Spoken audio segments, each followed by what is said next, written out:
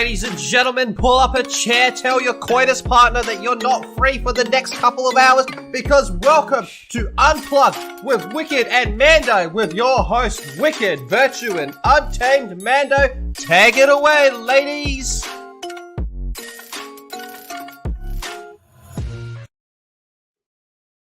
What's up, everyone? Welcome to Unplugged with Wicked and Mando. I am Untamed Mando, and this is the beautiful Wicked Virtue. I'm home.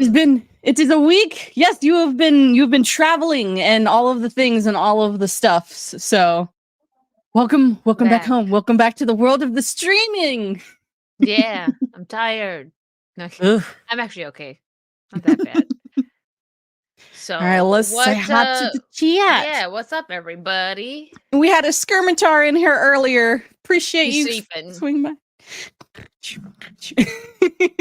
What's up, Hokies? What's up? Hey, What's look, you're in two places at once. What's up, me? What's up, Cajun? Corey, did you give Lady Marina a hug for me? He saw Lady Marina today. What's up, Arcathul? And then we've got a Terra Crystal.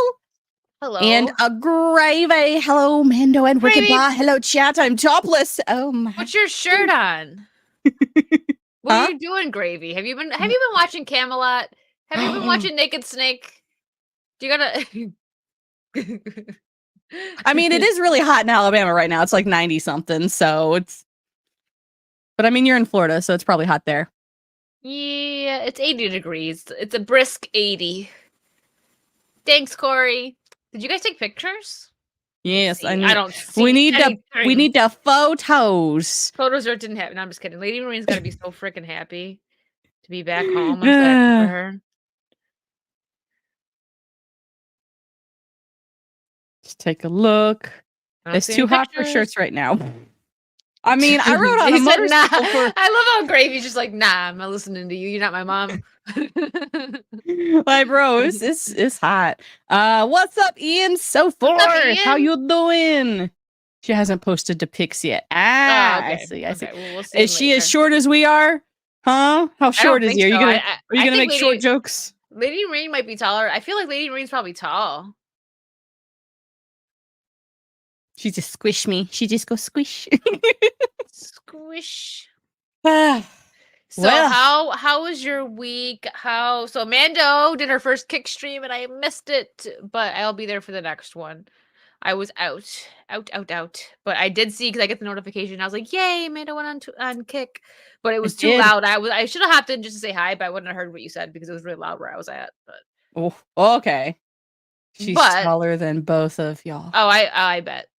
I don't doubt it. But yeah, so you liked it. Isn't it nice in 1080p though? I know you said your OBS was having issues, but I know you'll fix it because you are tech support extraordinaire.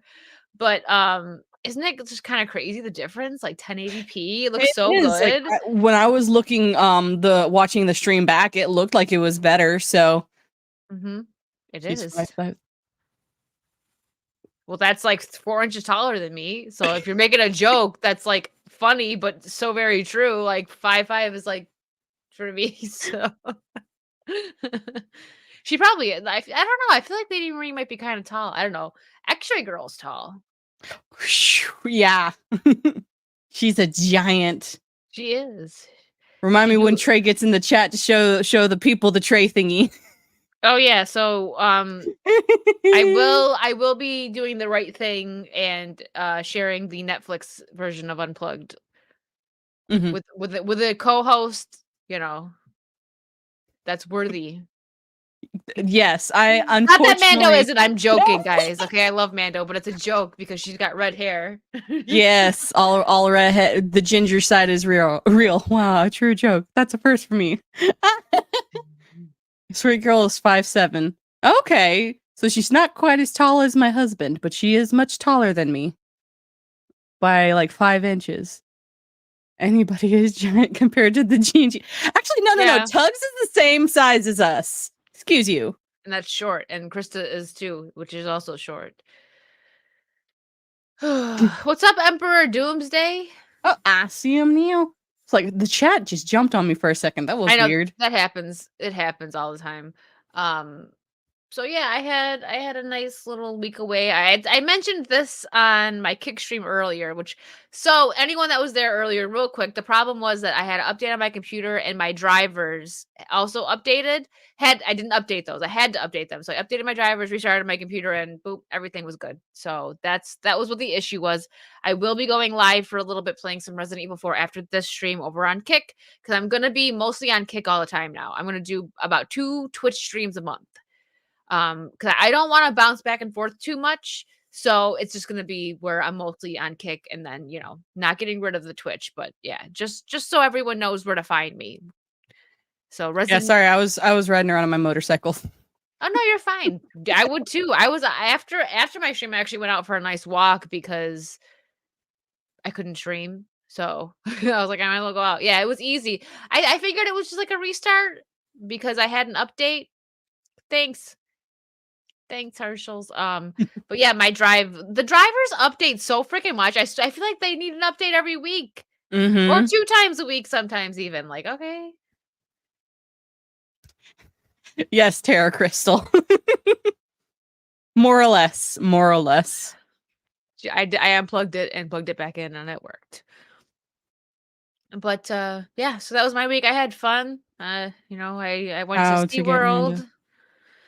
Went to SeaWorld and City Walk and Disney Springs and just had a good time with the family. Switch is no pain. Yeah.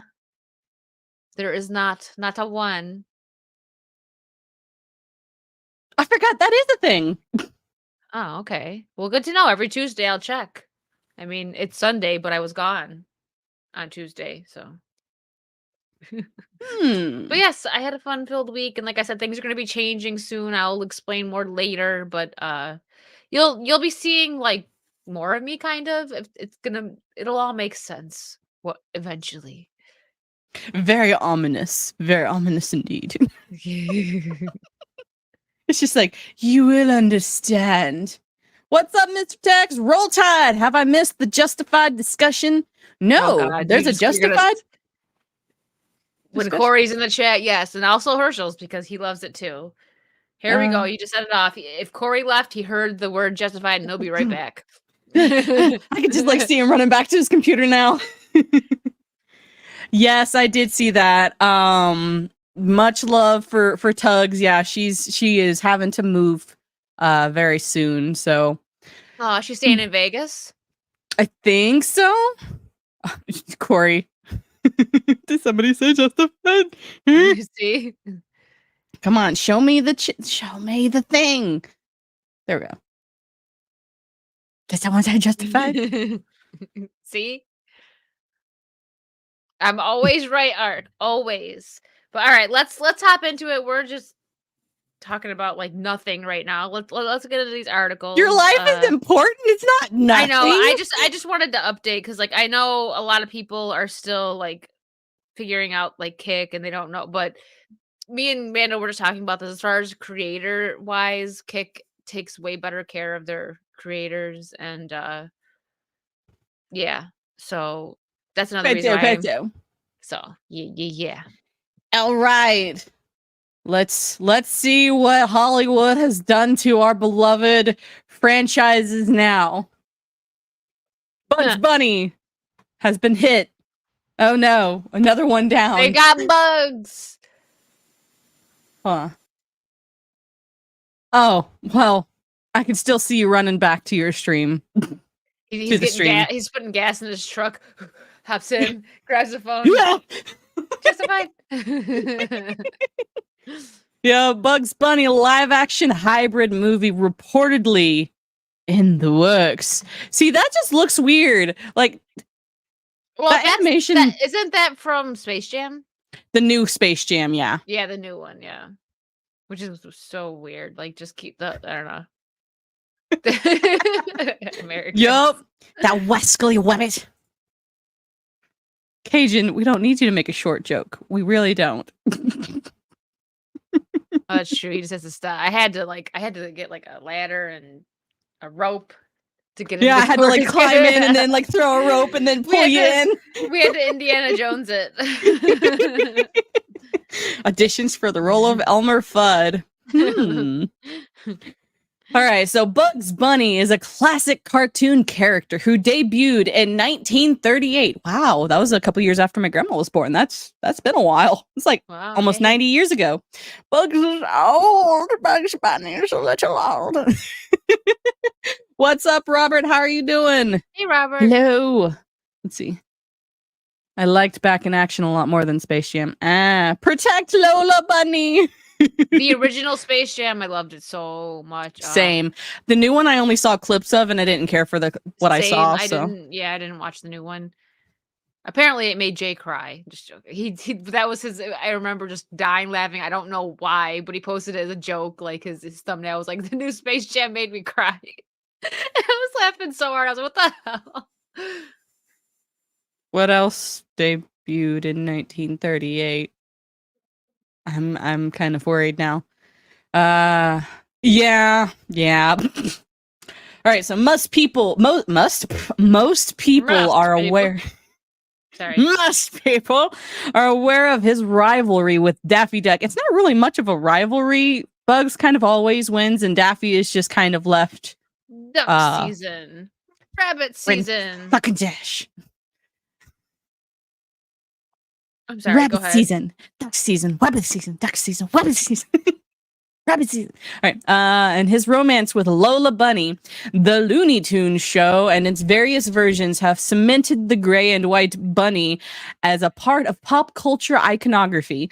Also, the character has been featured in live action films too.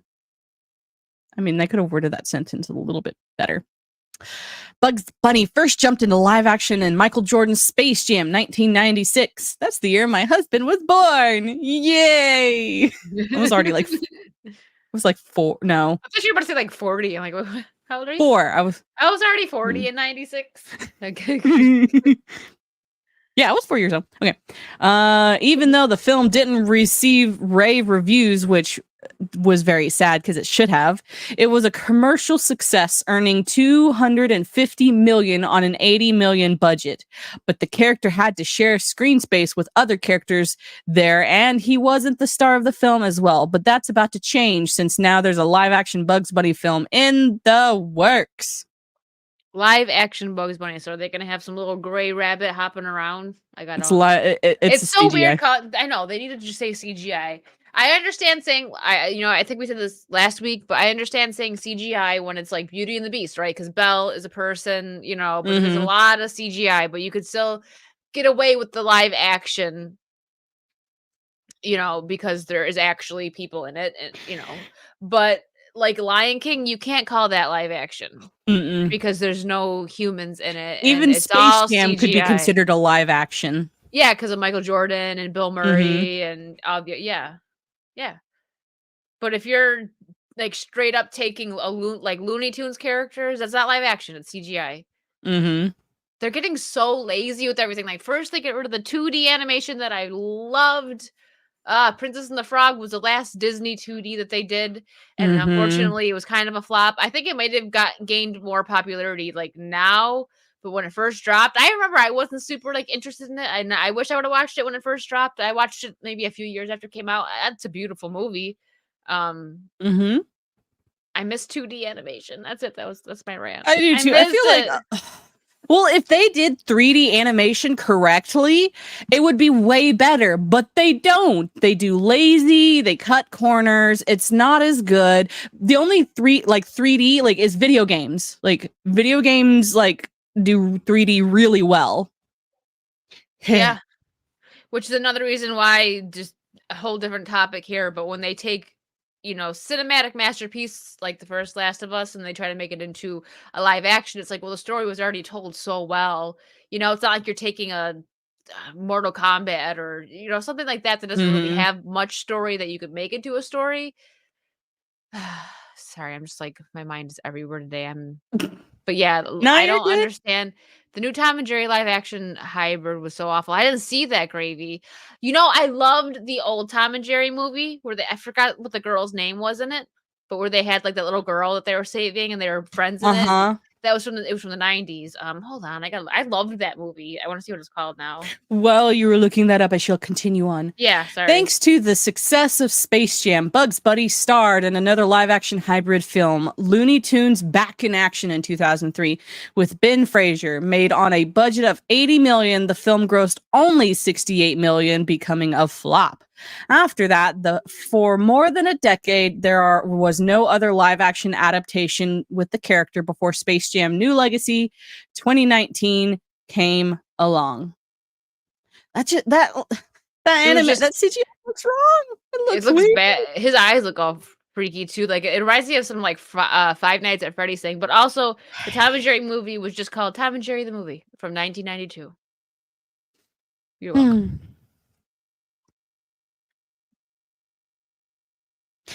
Yeah. Yeah.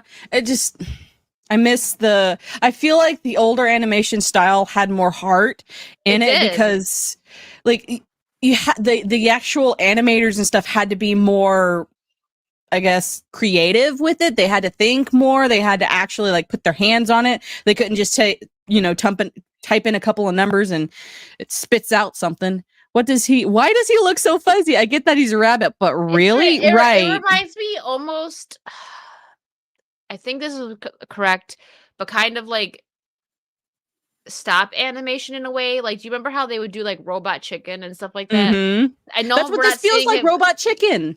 Yeah. Yeah. I think Robot Chicken did it better though. Probably. Yeah, I agree. I mean, I didn't see the movie. I didn't see this, so I can't say, but I agree with that. I loved Robot Chicken. They should have learned from Sonic. Like, and Sonic was done right. The second one was, well, yeah, but I mean, the way Robot Chicken did it, but it's like Robot Chicken was a parody. They weren't really trying hard, but the fact that they, like Mando said, she thinks they did it better, and they were a parody show. That says a lot. But the thing is, they're not going to stop doing this stuff because we're not messing with their money enough. If they start losing enough money, then yeah.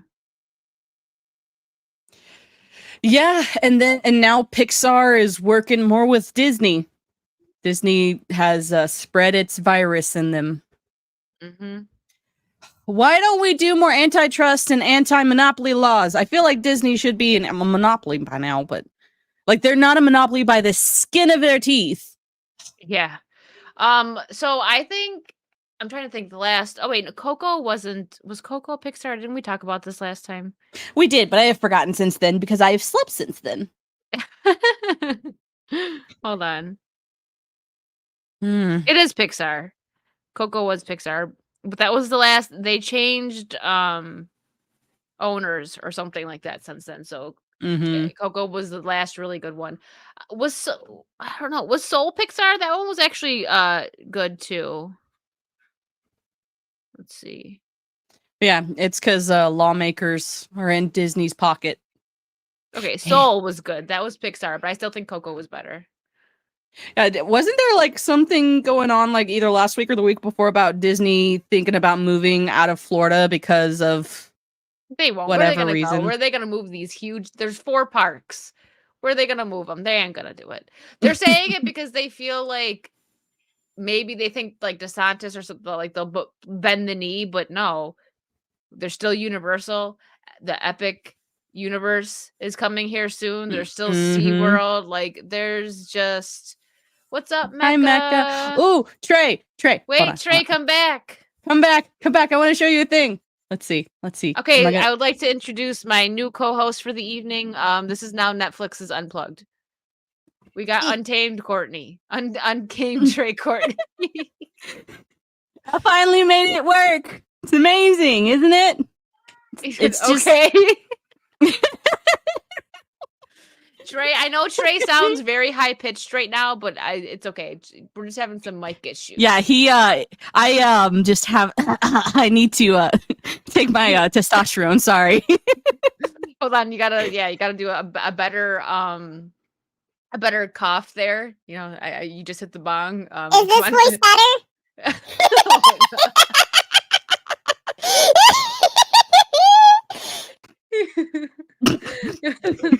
So, this is Trey Chipmunk Courtney. Welcome. My new co-host for the evening. Great shirt, Trey. I love your shirt, the Muhammad Ali shirt. It's awesome. I love it. Yeah, it's pretty good. He's a cool dude. I've met him in person. Not really. She said it's pretty good. Sounds like Trey if he filled his bong with helium. Oh God. You know what? Don't hate, Ark. Don't hate. You better be nice to Trey, okay? He's my guest co-host. Right. Yeesh. I don't have enough bass. Sorry. He's also floating a little bit because, he's Trey. He's high. Makes sense. Yes. All right. Well, so Mando doesn't break her back bending over. We're gonna bring Mando back. Thank you for hanging out, Trey. Bye. Oh, he flew away. Goodbye. He just bounced out, guys. You got Thanos snapped. Bye. So yeah, guys, I've been working. Trey and I have been working closely about, him coming onto the channel. Glad we can, we can entertain you all. Oh no! Oh gosh. Okay, Catch so you let's. later, Trey. Oh no! I've also got another thing, probably a little bit later on in the stream to show you guys that I've been working on. I'll probably get copyright something on that too, but I don't care.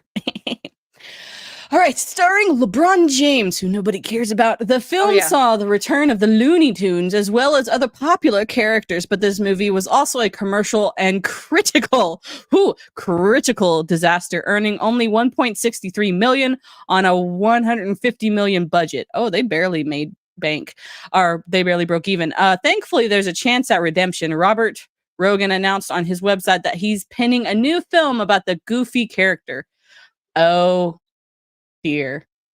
Lulu, Queen you just missed it. Trey was my co-host for a little bit, or maybe you didn't miss it, but yeah. The writer wrote that he has been hired to write a new hybrid live-action animation Bugs Bunny movie for Warner Brothers. However, the post has since been deleted. There's speculation that Rogan deleted the tweet because the project hasn't been officially announced, as well as due to the current writer strike going on in Hollywood. There's a strike? Oh no. But that hasn't stopped fans and the general public from talking about it. Oh my. That's how I feel. Leave my man Bugs alone, bro. Right? Just like, why you gotta do this to Bugs?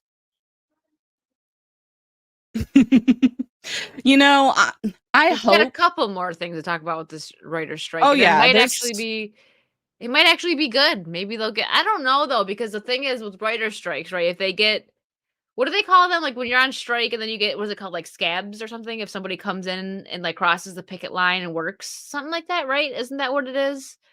But whatever, if they get other writers, they're probably going to be even easier to control than the first round because they're writers that probably have a hard time getting jobs, but we'll see. Yeah. Okay, that's what I thought. So yeah, if they get them, who knows?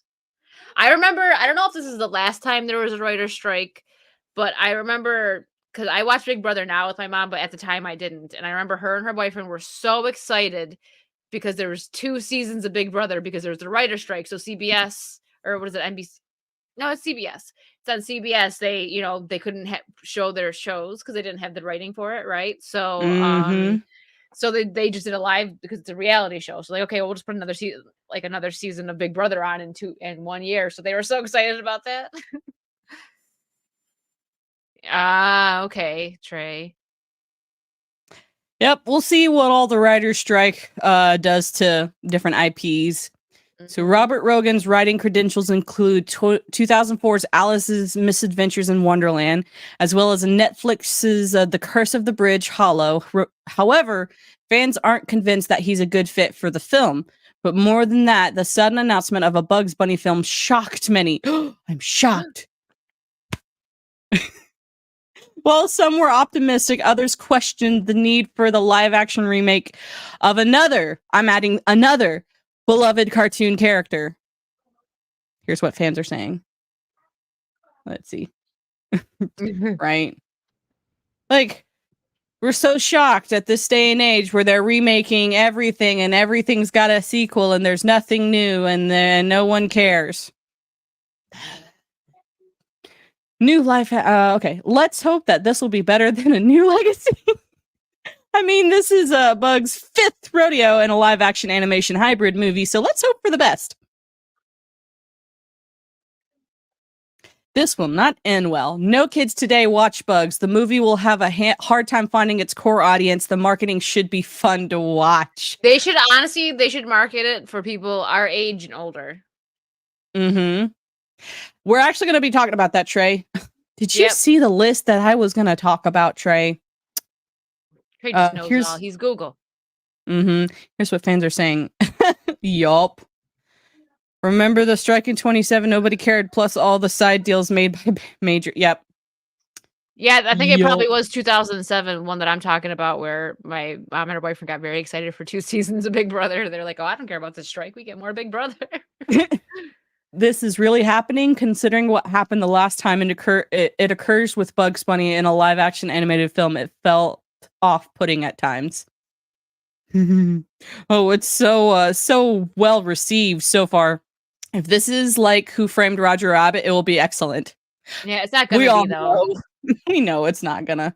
It would be though. I agree with that person. If it was, it would be good, but it's not gonna be like that. They're trying to freaking like.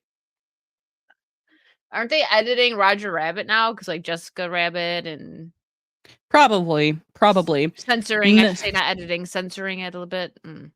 Another beloved character they'll ruin because it's impossible to be politically incorrect. See, yeah, like the Warner brothers and sisters, like the Yakko, Wacko, and Dot, like they were never politically correct, and now in the new series they are, and it's wrong. And like old cartoons even on anymore, or did they get canceled already? I have no idea. I don't care. I know. I'm upset because I was so excited for that, and then.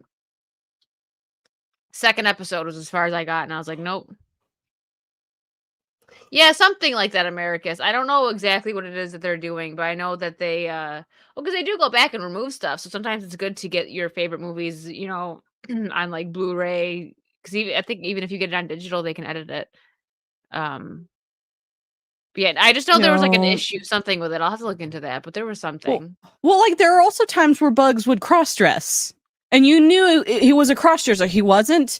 Hold on. He was definitely not. I gotta look something up. He was definitely not someone who was like. He Can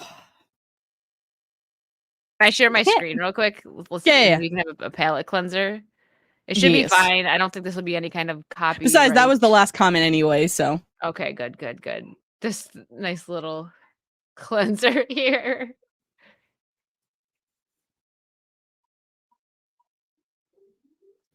Did you ever find Bugs Bunny attractive when he'd put on a dress and play a girl bunny? No.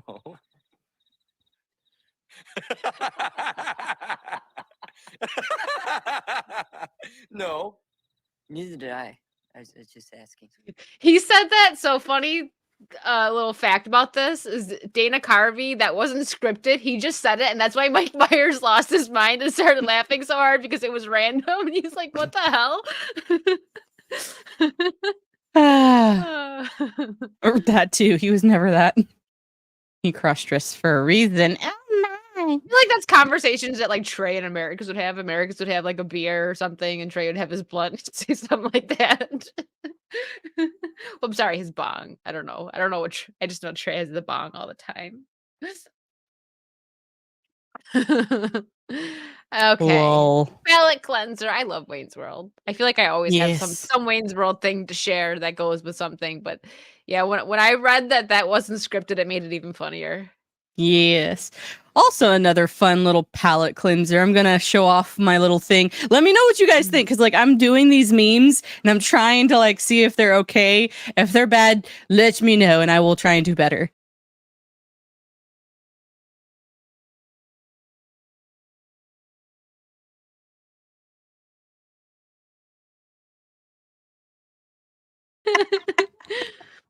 Yes, Americus, I have been. That is just like the picture that everyone uses of Mazda too. Like, Well, it's so easy to find. Like literally in the app that I use to make the memes, you type in Mazda and it comes up. seriously, in the app, like, what? Oh god. I love how and Trey too. Wait, is that what happens when you type in Trey? That was Trey. Wait, so it's not like public, it's from what you have, like from people you know, or what? I don't have the app. So let's see. So when you go to Pinata Farms, and this is also where Master of the TDS and quite a few others make their memes from. So you go to from feed, you go to trending, and then you type in Mazda. It's the second one. Wow, that's so fun. He's famous on Pinata Farms. And Trey too? Is that what happens when you type in Trey? I think. Or did you have to save that one? Because I know Trey is more of a regular name than Mazda. Hold on, let me double check. I think I actually made that one myself. Yeah, I think I made that myself. Okay, you uploaded Trey. All right. I was gonna say, like, maybe if you did like Trey, like with the A. I'm gonna upload that to that soon. Yes, it will happen. But yes, if you guys want to make memes, that is how a lot of the big memers make their memes. Free as well. Bashing Mazda, I'm in. Of course. I will have more memes soon. I'm gonna put that one on Twitter. You mean this one? We got a dollar, we got a dollar, we got a dollar, hey, hey, hey, hey. We got a dollar, we got a dollar, we got a dollar, hey, hey, hey, hey.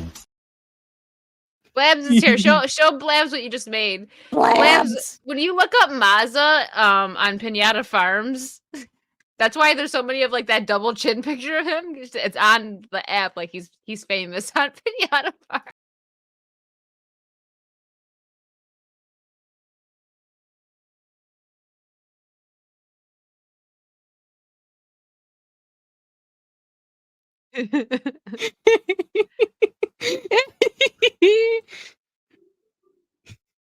If Mazda comes up, drunk must come.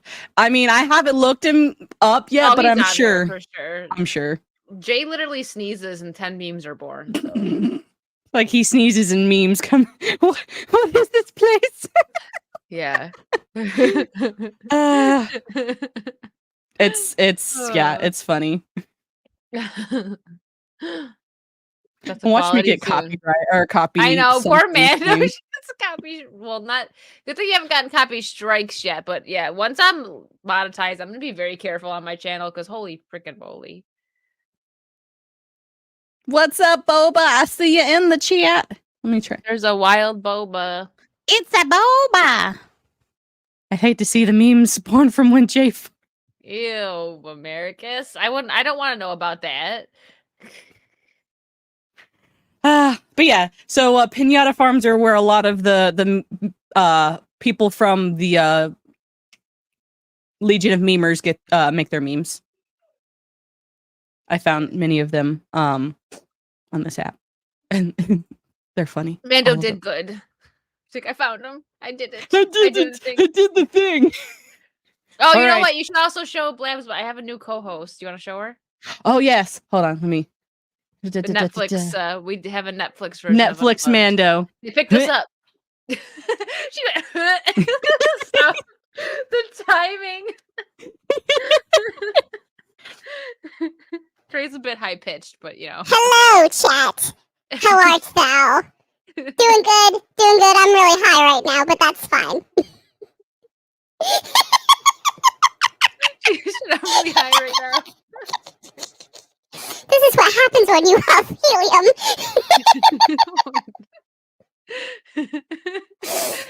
She said, and Trey just appears. Disavow. Oh no. What are you talking about, Trey? You can't disavow yourself. I love the picture that you took. He's just like, Where he doesn't know where he is, and it makes sense.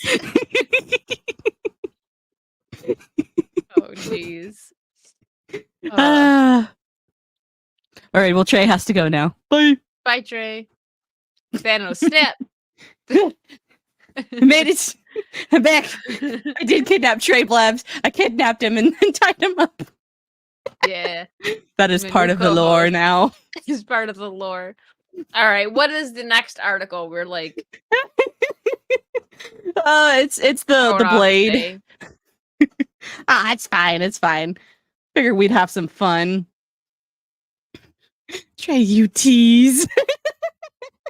Blinked twice. I don't know, Trey, and that, you didn't really blink a whole lot when you came on. I was kind of concerned, actually. He was paranoid. Too much of the devil's lettuce. All right, yeah, the Marvel Blade movie delayed due to the writer's strike. Oh no! What are we ever going to do with a PG-13 Blade anyway? Go. I know. I don't. Why are you? Go away. Thank you. Go away.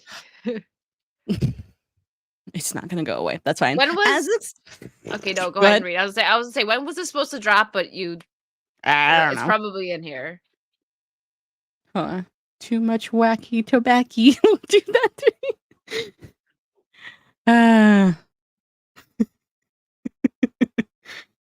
They did. Really? Damn, Gravy's just sassy tonight. He comes in the chat, it's like, "Hey, chat, I'm not wearing a shirt." I'm like, "Gravy, put your shirt on." What the hell? I think he's been watching Camelot streams and he thinks he's Naked Snake. Oh my god. Mando, oh my god. All right, the Marvel Cinematic Universe and the adjacent Sony version of Marvel have experienced their fair share of Mando. production these days. With such a massive plan and many moving parts, any delays hurt the entire operation.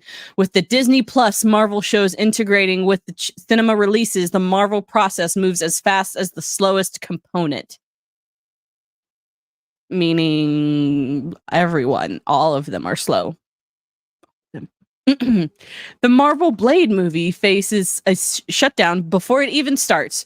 Based on numerous reports, Marvel Studios is pushing back production on Blade starring Ali, because I'm not going to try and say that first name, we all know.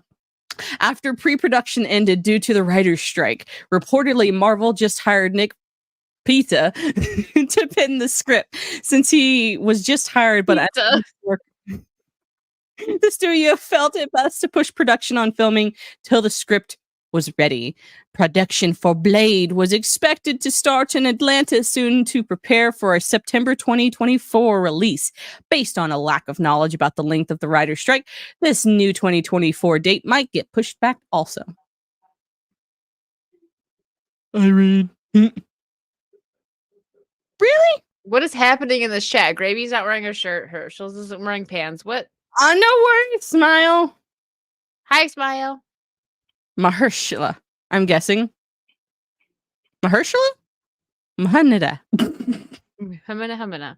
Okay. Na na na na na na na na na na na.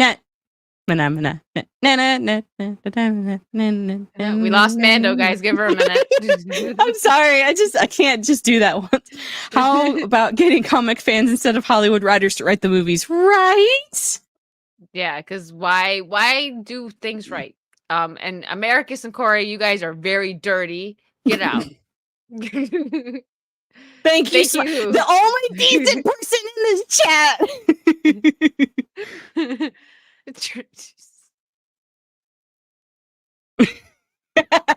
You messed Yes, up I did. He I was lost a trying to whole be. day. He lost a whole day. Who do you put the link up? I'm not wearing shoes. What? I don't know. It's very suggestive, Americus. What do you mean? You and Corey, no hat, no socks. Wow. Why do I care that? Why do I need to know what articles of clothing you're wearing? Who can we can blame Gravy. He started it. Gravy. It is always suggestive, Americus, because feet. Don't let Trey catch you showing those feet pics to anybody. Those pics. What were you gonna say? Those Pete pics. Mando's loading. We need to help because I'm loading as well. It's been a long week. I just drank some pre-workout, so I hope starts only feed account. Ian. Oh my gosh. Wrong. Oh my goodness. All right.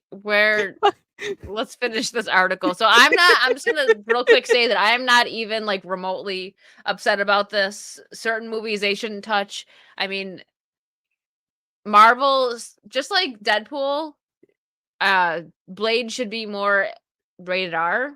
Mm-hmm. Hello. So if it doesn't get made, I won't be upset. Just leave it alone. Don't smile. Don't let them coerce you. Smile. Don't do it. We're doing feedback. So what happened to the stream? We lost control. I'm just going to take another sip. I mean, granted, I just did a couple of memes, so like, what do you expect? Let's see. Hey, no! It's gonna be a PG-13 Blade. Yup.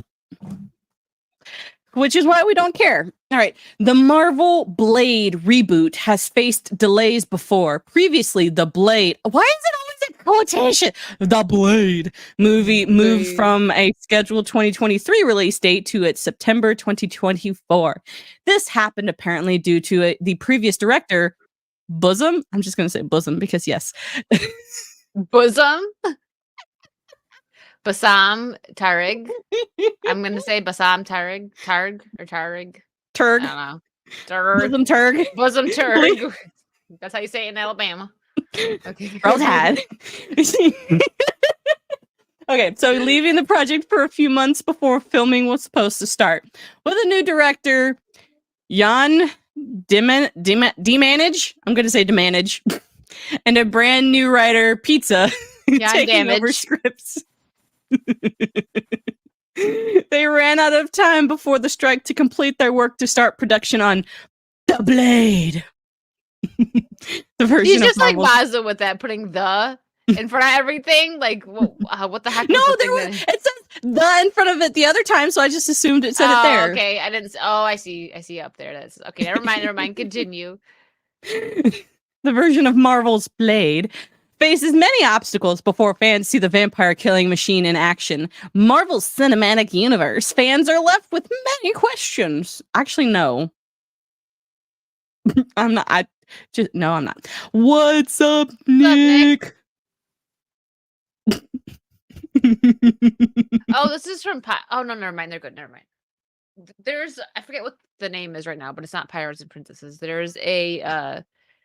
There's people that publish stuff. I think it's Inside the Magic. No offense to you guys. If you're watching, I doubt you are, but they don't like.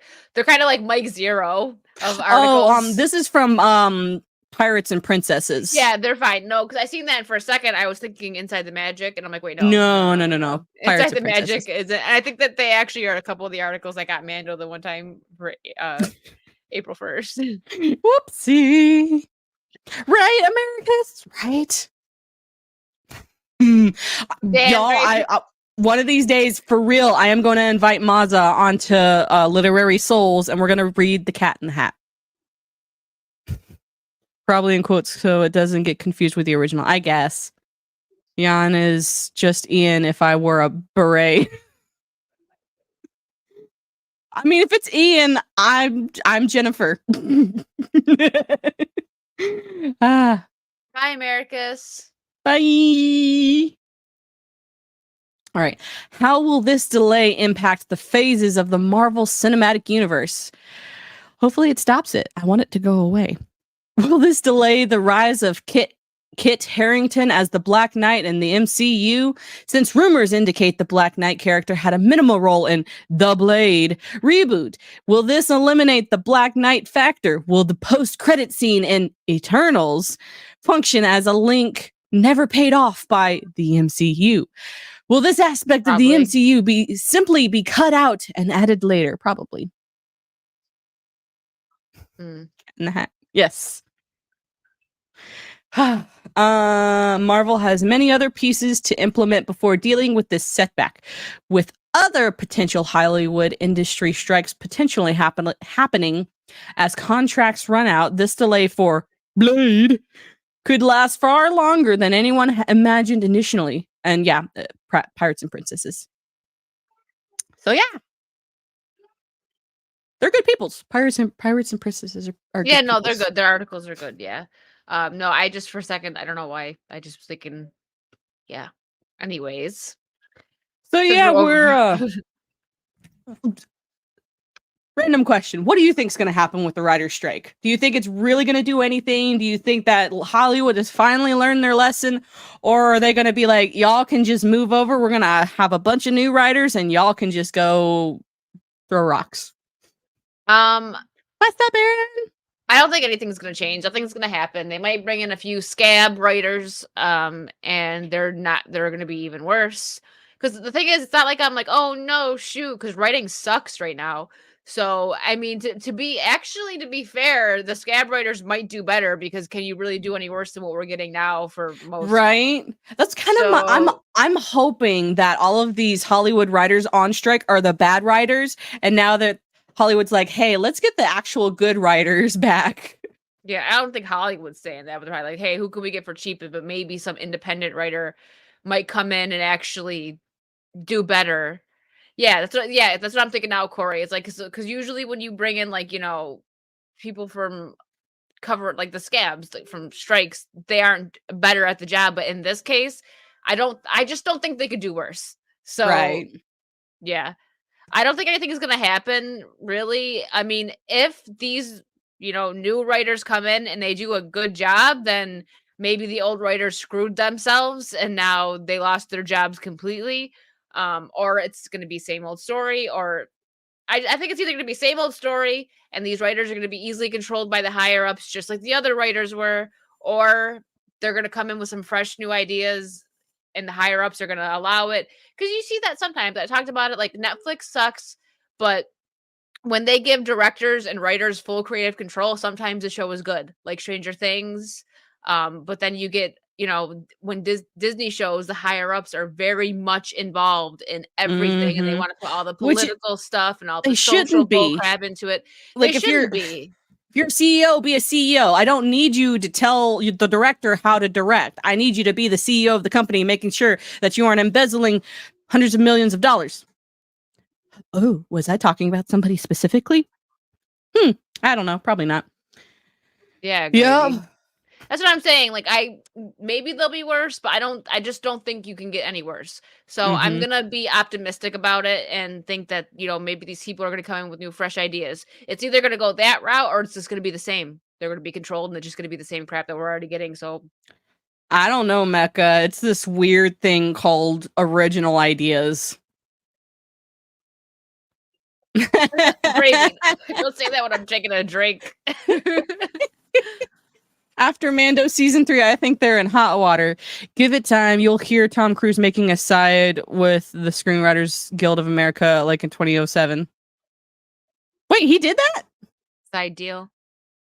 Oh, side deal. Yeah, well, they're probably going to want to make it really good, Trey, because it's the last one. Because Millie Bobby Brown's she wants to do something. I don't know. She's so in demand right now. She's giving up. Her I don't and even wanna Pedro Pascal. Yes, I like her more than Pedro Pascal, though. Yep.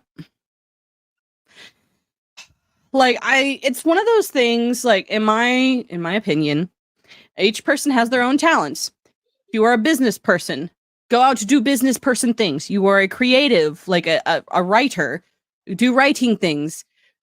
Like creators should not be telling business people how to do their job, and business people should not be telling creators how to do their job. Like, stay in your lane. Stay in your lane.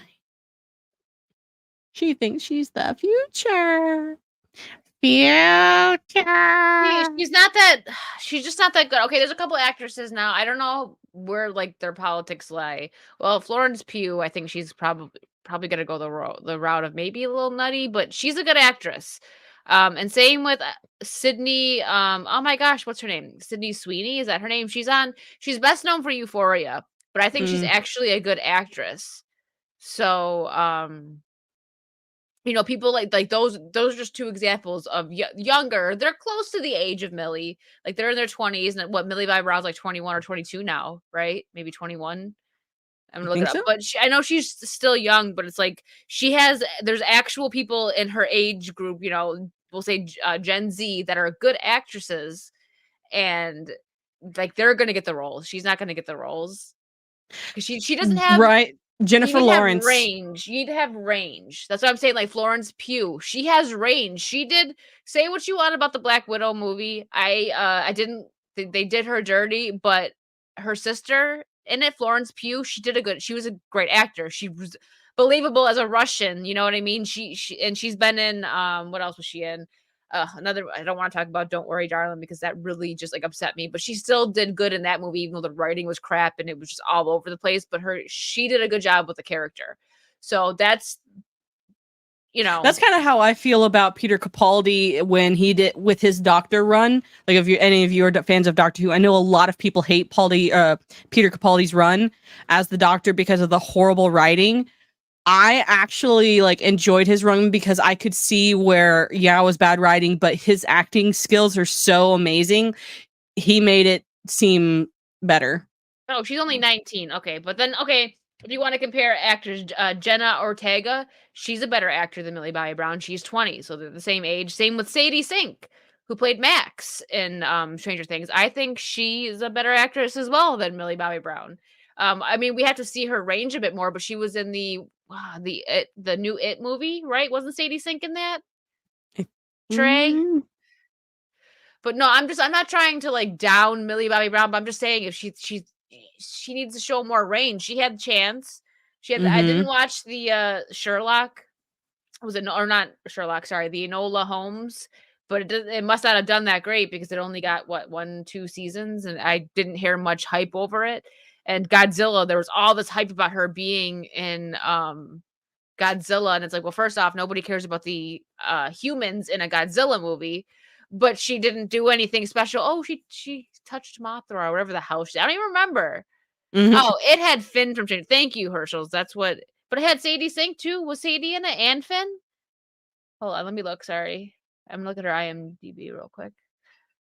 But yeah, those are just two examples. And Florence, I never seen Midsommar, but people raved about it. Okay, no, she wasn't. Well, any was humans are annoying in Godzilla. Yeah, all she of was them. She was on Fear Street. Sadie Sink. That's what I was confusing it with, the Netflix series. Yeah, in a Kong and a Godzilla movie, there should be a little human interaction, yes, because they're destroying human buildings, but we don't need the whole side plot of the humans. We just don't. No, nobody wants it. Literally nobody watches Godzilla. Or like you said, or King Kong. Wasn't Brie Larson in the one King Kong? Maybe. I don't remember because I didn't care about the humans. I cared about King Kong. Yeah, exactly. But yeah, no, Herschel, you're right. It had Finn from Stranger Things. But yeah, Sadie was in Fair Street, which Fair Street was okay, but it got, It had the potential to be a lot better than it was. The ginger side. The ginger side. Well, no, that, and I was mixing up the Stranger Things actors. I mixed up Finn and Sadie because they look so much alike. Gojira! I saw some of the. Yeah, I mean, I don't mind if they make something like Sherlock Holmes or something for a younger audience because I think, if it's done correctly, it will bring a new generation of audience to the IP. If it's done right. That's why I wasn't completely against a new sequel trilogy. I just was against the way they handled the original characters. Sure, have Ray, Finn, and whatever the hell his other name is, because I don't care about his name. Like, be the next trio, sure. But you should have given us the opportunity to see them, like, the OG together one time, and that would have done so much. Just that one act. So much. Sorry. Went on a little No, you're went on a fine. little tirade. Well, that's because the next Scarlett Johansson is not gonna let her be the next Scarlett Johansson. She's probably a feminist with some blue hair streaking in the middle of Hollywood. Funny, this might be a hot take, but the first movie, I know Scarlett Johansson was in, like, was she in Freaks and Geeks? Was that probably one of the first things she was in the show? She was in that, right? I've never seen it. I probably should because I love all the 90s stuff. I'll eventually get to it. But one of the first movies I seen her in, I'll have to watch it again and maybe my opinion will change, but I thought she did terrible. He's just not that into you, based on the book, and they had she was in it and Bradley Cooper. There's a bunch of people in it. And we're watching it and I'm like, this girl can't act at all. She's better now. She's definitely better now. But in that movie, I just was like, I just remember watching it and I was like, she's not good. This was a long time ago. When did this come out? Trey first star in Eight-Legged 2009. Freaks. It was 2009. So, I mean, she's definitely had quite a bit of time to brush up on her acting skills. She was good in Chef. I really liked her in that Marriage movie with Adam Driver. So I think she's good now. And I loved her as Black Widow. I mean, besides in the Black Widow movie. I mean, it's not that she did bad in the Black Widow movie. The writing was just absolute garbage in it. So. And the Black Widow movie really didn't become about her anymore, if we're being honest. Yeah, no, it was more so about her sister. They should have done 2 Black Widow movies. I feel like if they would have given us one before stupid Endgame? Miss Marvel, before Endgame, before freaking Captain Marvel, and it would have had her and Hawkeye, like an adventure with her and Hawkeye, that would have been great. And then give us this one. The writing's still a bit better, but if we would have got a good one first, this one wouldn't have probably gotten so much hate because it would have been, okay, she's passing the mantle on to her younger sister now. And that would have been okay, but this is all we got. And I'm just not, Check it out. Beekeeper's Apprentice. Yeah, Mando likes books, and she loves adding more books to her list. I actually have to go pick up some books from a bookstore later on this week. If anyone ever wants to send me a bookshelf, please do so. I thought you were going to say lost in translation with Mando needs a bookshelf. I need lots of bookshelves. My bookshelves are starting to get overwhelmed. They're all about to break. Well, I do have one that I've literally had to if anyone ever watches this later, I deny any of this. I had to drill one of the bookcases into the wall so that way it didn't fall down on me. Oh no. We almost lost Mando, guys. What's up, Charlie? How you doing today? How you doing? Charlie. All right. All right, so Next, going off of last week's about how the Red Cross didn't want us to do war crimes. Oh, yeah. And they got my Resident Evil 4 in here. Listen, you guys know I have issues with bullets. If I didn't do headshots, I would literally just every single time run out of bullets. A headshot saved me sometimes when I don't miss the headshots. No, but there's certain ones where you have to. You have to do headshots, like the one with the big freaking eye in the back of his head. You got to shoot the eye. Sorry, I'm like getting all mad about it. It's just so ridiculous to me. It's a video game. I mean, there's been this war on video games for a long time. Like parents saying, "Oh, that's what causes violence," and it's like, no. You need a bigger place. Yeah, that's probably true. My little 2-bedroom apartment That's that true, barely Mr. does it. Text. I used to for the longest time, and because it was so cheap, it works fine. But like when you move, it was kind of like I didn't feel like taking it with me. There was like 2 different times I bought this plain black one from Walmart, and it's really cheap. If you look it up, it's just like a plain black. It goes like in every room, and it's very cheap. I just remember me and my friends we all always got that. I would use it for like my DVDs, not just books. It was for my video games, all that, and we all always used the same bookshelf. And I'm like, I gotta upgrade one day. But it's Those good. poor It's good. zombies and monsters shot to death. I know. So what is it? Dead Space? Yeah, Dead Resident Space Evil is about 4. zombies. They discourage headshots. Let's see. The Dead Space and Resident Evil 4 remakes feature enemies that put a twist on the third-person shooter trope that headshots provide the most value. It does, because when you shoot a head off of something, it usually stops moving. They are zombies. They are dead creatures. They're reanimated corpses. They don't have feelings. Why does it matter? Since the original Dead Space took inspiration from 2005's Resident Evil 4, huh?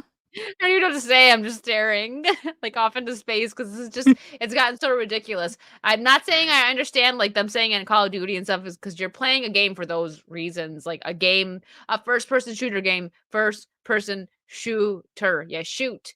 But it's just this is even more ridiculous because it's zombies. Like they're gonna eat your brains.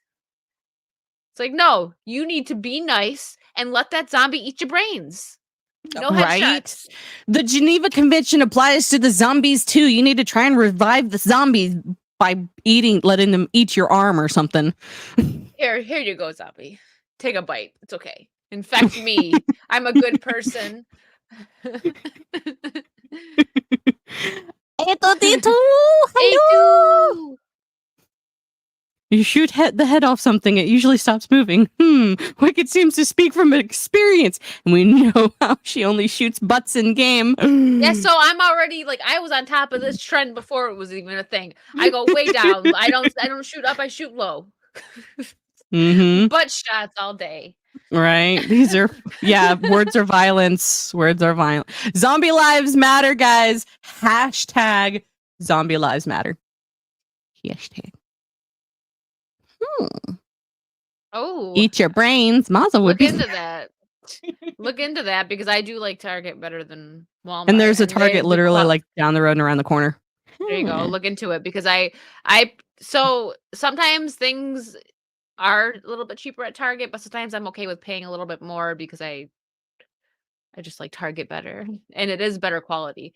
I'm trying to think of an example. There was something that I got from Walmart that broke, probably more than one thing, and then I got to something similar at Target and it didn't break. So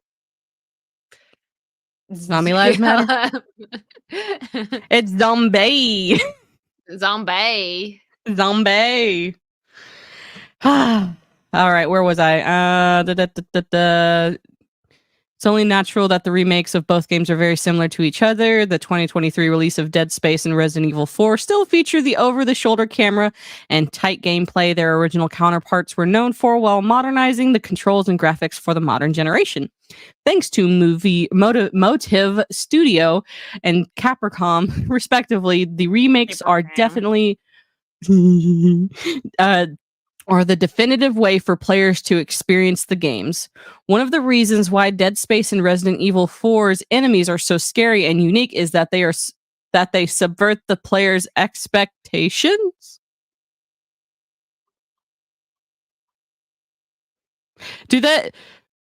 Wicked and Resident 4, do you feel your expectations of the zombies have been subverted? Well, they run at me and they try to bite me, and then sometimes they even have these tentacle things that come out of their head and they rip my head off. I've had my head ripped. Leon, beautiful, gorgeous Leon, has had his head ripped off quite a few times. So I don't know, man. I feel personally attacked physically by these zombies. So yeah, you know what, Lulu, you're right. I had that happen with one. Maybe that's why we always left the shelves when we moved, around teenage college years. Me and my friends were like, yeah, we'll just leave this shelf for the next person. We don't want to move it. It's just gonna break. Walmart. I love A2. You gonna get wrecked. You gonna get wrecked. Only for Target after the Walmart corporate office. Yeah, when you live in Northwest Arkansas, so wherever there's a church, there's probably a Walmart not too far away. They're everywhere. Doesn't the Geneva Convention, Florida? There's actually, I actually have a Target closer to me though, thankfully. There's a Doesn't the Geneva super Convention Target in realize the zombies are Orlando, vulnerable? and it's beautiful in there. I don't know, Mr. She Tex. said- Right? How long after the zombie apocalypse happens, the zombie rights is the thing. One day, One day at the most. most. Zombie lives matter. Hello. Wicked also got ate by a shark. That thing wasn't a shark. That was like a freaking Lake Placid goopy thing. I don't know what the heck that was, but yes, I did. You want to plague? Oh, Want me to read it? If you want a palate cleanser on zombie games, then check out the Fallout series. Fallout 4 was awesome, and you could kill or befriend the zombie factions. why can't I read? I got you, Mando. Thank you. Maybe they like zombies because they were regular people who went through a transition of sorts. Oh, zombies are trans. Zombies are trans. Ooh. It probably was I love more it. of like a big freaking salamander. It wasn't a megalodon. It was in Resident Evil 4, and it was some goopy swamp lake thing. I go against Megalodon and Sea of Thieves all the time, and that thing was a lot more creepy. That thing was so creepy. Mm-hmm. Traditional third-party shooters generally have players fighting humanoid foes with obvious attack patterns and behaviors. This is not Mortal Kombat, excuse you, and this is not Super Smash Brothers. Mortal That's- Kombat. Sorry. Dead Space's Necromorphs and Resident Evil 4's Los Illumandos? I think I said that right. Unique oh my gosh. Anatomies require more strategic thinking, particularly when it comes to shooting them in specific areas. There's Black no zombie zones. Don't you touch the zombie and it's no square. Remember, always shoot the lake 4 times. It is in the Geneva Convention. So sometimes, is this me being nice? Sometimes when I don't want to waste bullets, well, at least I did this in Resident Evil 2. 4 is a little bit different because they turn into like, freaking squid ones with some of them with their things coming out of their head and they bite your head off. But to save bullets, I would shoot out their kneecap and then they would fall down and they couldn't do anything. So they were still like, alive, but I didn't have to waste my bullets. Because it takes like freaking 8 bullets sometimes to get them damn zombies down, even if you do headshots. So I would just be like, you know what? Goodbye to your leg. And then it was just crawling around for the rest of the game. Yeah. Show me on the zombie where you were shot. Oh, gosh. Necromorphs in Dead Space are mutated corpses that have been reshaped and reanimated by an alien genetic code that stems from the makers. The code can affect the dead tissue of any organic being, but the majority of the necromorphs found on the USG Ishimura and the reanimated remains of the crew. Because of this, most of the enemies Isaac Clarke fake. Like, why can't there be more names like that I can pronounce? Fights in his first adventure have human. The enemies have human anatomies. That's why you shouldn't stop reading in the middle of a sentence, because then you get lost. You get confused. I got this, confused. Thank you. Players learn very early on that shooting necromorphs in the head doesn't affect them, which is against anatomy. But hey, since necromorphs are technically reanimated tissue, the only way to ensure that they can't harm others is by cutting off their limbs. Legs, arms, tails, and tendrils. These are some of the target players should aim for if they want to stop a necromorph's deadly advances. An armless leaper cannot pounce on Isaac, nor can a slasher attack him without its bladed appendages. Strategic dismemberment has always been at the core of Dead Space franchise, and the remake gives players more ways of targeting body parts that aren't the head. Why does it matter? Listen, if you shoot the head, you're rude. But if you, shoot their kneecaps out, you're cool. Like, what? I don't understand this. So you need to strategically cut off their both arms, both legs. But I mean, like, it could be like a worm or a snake. They don't have arms and legs, and they just like flop around. Mando with the real questions here. What if it's a snake? Right? He can just like flop around and slither around. I don't know. How? I don't know. It's zombie. It's a zombie. They are dead already. They want to die again.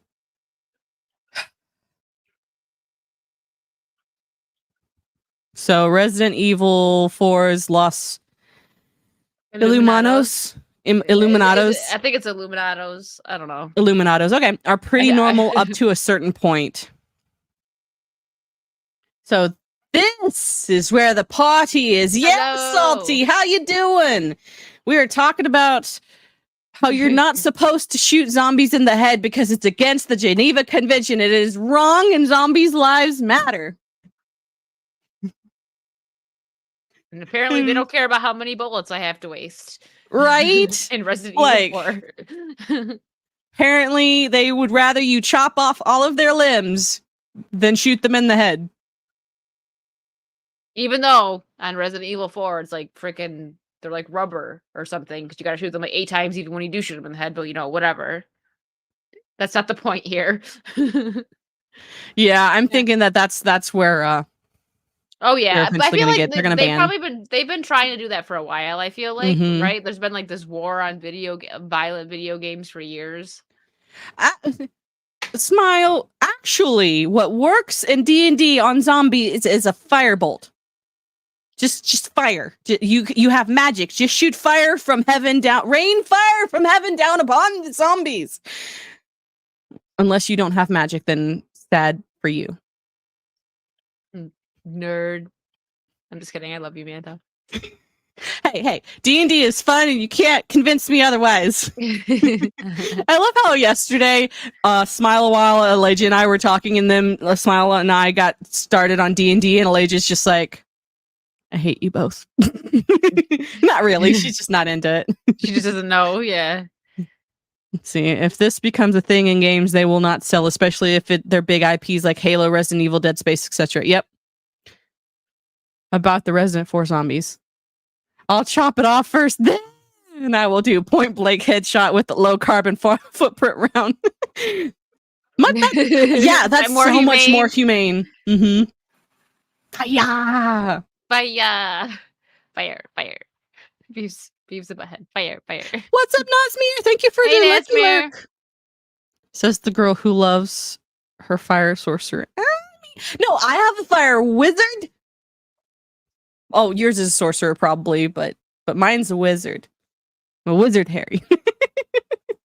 The problem with D&D and Warhammer. No, I don't remember what that an acronym is for because I play Pathfinder and D&D. Warhammer? No. Bad, violent video games. Even Mario squishes Goombas by jumping on them. Wizards Yes. of the Coast. Wizards of the Coast. Thank you. I had to look it up, Bro. but I didn't know it. I'm not gonna pretend. I like should knew have it. known. Wizards of the Coast can just go jump off of a very high place. Thanks, Ian. Thanks, Hokies. I don't know why I couldn't think of it. I've been playing some Path of the Exiles as a Marauder, Barbarian type. Last couple, plenty of zombie chopping with axes there. Good times. Hey, I used to have one of my favorite characters. I know we were getting off in the bushes over here, but one of my favorite characters I ever created and played in D&D was a half-orc barbarian, and her name was Barbie. And she smashed things with a hammer that had spikes on the end of it. It was glorious. And just played whack-a-mole with goblins all the time. Sorry, Gibbons, if you watch this later, I kind of killed a lot of your goblin kin. Oops. Whoopsie. We're off in the bushes, Lulu. Come help us. Save me. Okay. Hershos. What? What do you say? Hokies.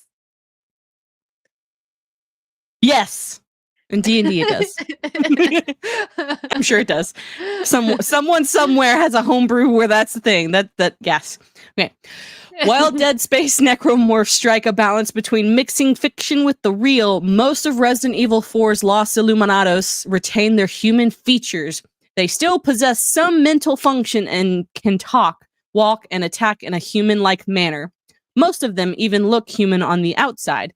At the start of the game, Leon can easily take out villagers by performing headshots that deal the most damage possible. Yeah, and when you don't kill them, they throw axes at you, they throw dynamite at you, they strangle you. Like, bro, I firsthand know this because I played this one. I didn't play the other game, but this one, I'm in the middle of it right now. I'm actually a little more than halfway through my first playthrough of Resident Evil 4.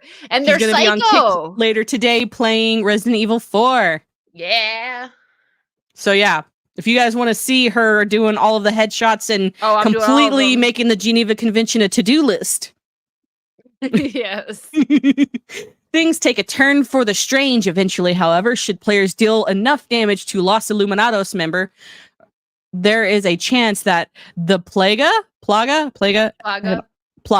inside them will erupt from their head to defend the host, or defend its And host. they bite your head off. It is then that a large parasite emerges, either with a bladed tendril to slash at nearby threats, or with multiple rows of sharp teeth that can kill players in a single pounce. But no, don't headshot them. Just let them, just try and hope that your small little machete can reach the tendrils before it gets to you. With my little Jurassic You don't even get a T-Rex machete, you get a arms. little knife. You don't even get you get a little knife and he uses it to boom. But he automatically goes for the head and the neck when they are attacking you, and it's you have to hit to break free. That's what he does. So talk to the creators on that. Call of Duty, you kill people in Call of Duty. There's Wicked's kick. Whoop. Some of the crazies in Resident Evil 4 don't even ask what your safe word is before they get you. Exactly. I mean, Aaron's not wrong. They're just here, have some dynamite. Oh, you know what? Here's a couple axes. But please don't shoot me in the head. Have some sympathy. Right? I'm a zombie. Zombie lives matter. Sorry, this is silly. It's just silly. You gotta laugh. Right. Since the plaga has a chance to emerge from any enemy, players must be cautious. They need to keep their distance while attempting headshots. Least they want to deal with the emerging plaga at close range. When multiple plaga have emerged from various grouped enemies, players can use a single flash grenade in Resident Evil. Why is that linked? You know what? Never mind. To eliminate them all. Headshots can also be avoided altogether, as players can aim for other body parts like the legs and arms to reduce the Los Illuminados enemies' mobility and ability to attack, respectively. Trey, we live in a clown world. We love watching Wicked go against the Geneva Convention by doing mores in Dead by Daylight. Yeah. Next up, virtual background checks before you can upgrade your weapon. Your digital weapon, digital weapon, right? Since Plaga has a chance to emerge from any enemy. Oh, I already read that. While the Dead Space and Resident Evil 4 remakes discourage headshots in different ways, the methods for dealing with adversaries are quite similar. Aiming for other body parts and reducing enemies' capabilities in the name of the game, is the name of the game, as these tactics can increase Isaac and Leon's crowd control capabilities while allowing them to save on precious resources. It is in this manner that both games still retain a sense of horror while playing them organically.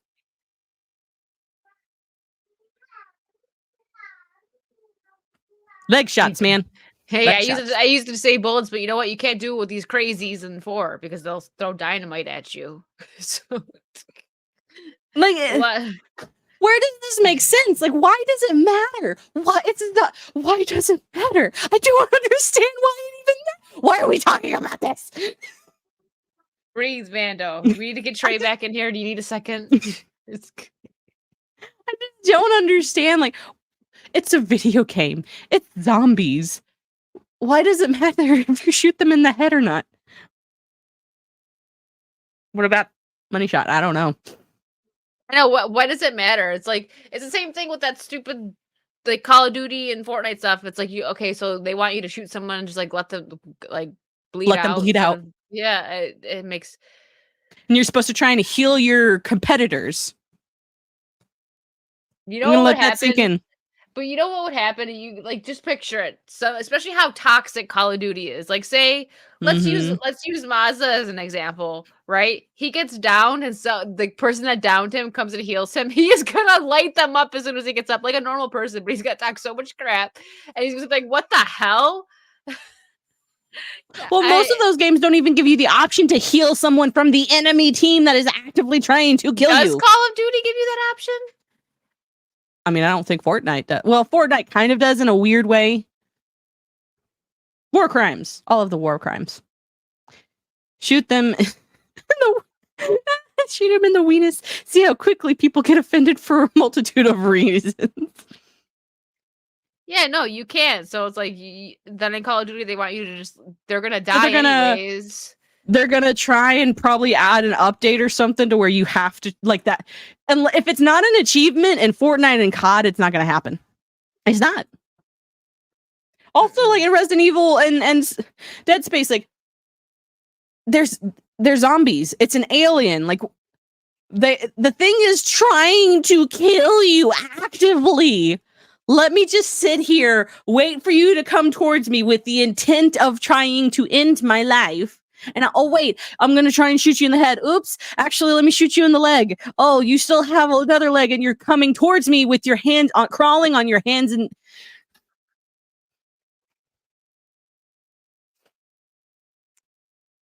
My brain hurts. I know this is too much. It's too much. It was ridiculous with Call of Duty and Fortnite, but this is even more ridiculous. Like it's zombies. I need to take another sip.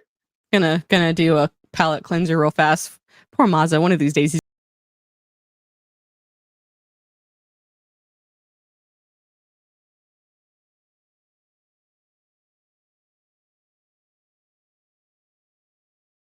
I love how Trey's just sitting there like that for a minute, and then he goes. He was like, huh? He just joins in. This is fun. This is fine.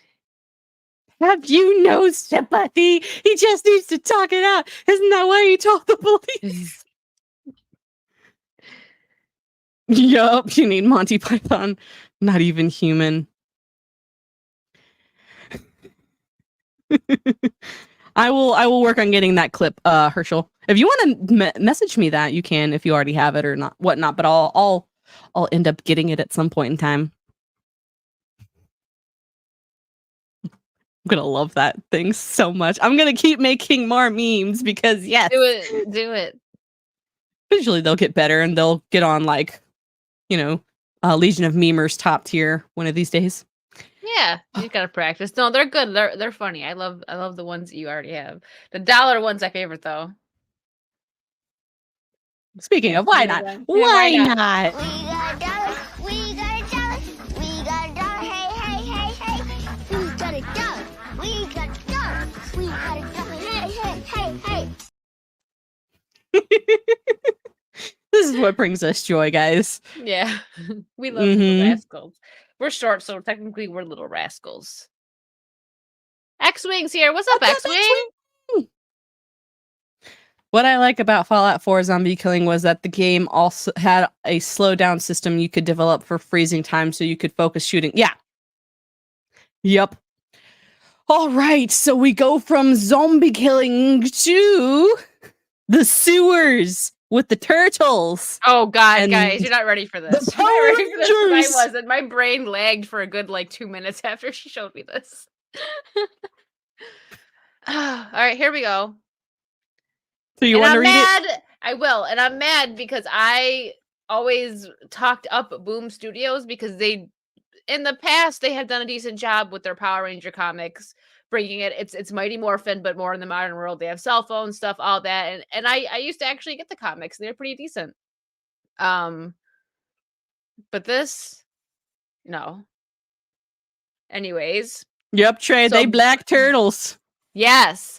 Boom Studios and IDW race swap titular turtles, human forms, and Mighty Morphin Power Rangers, Teenage Mutant Ninja Turtles 2.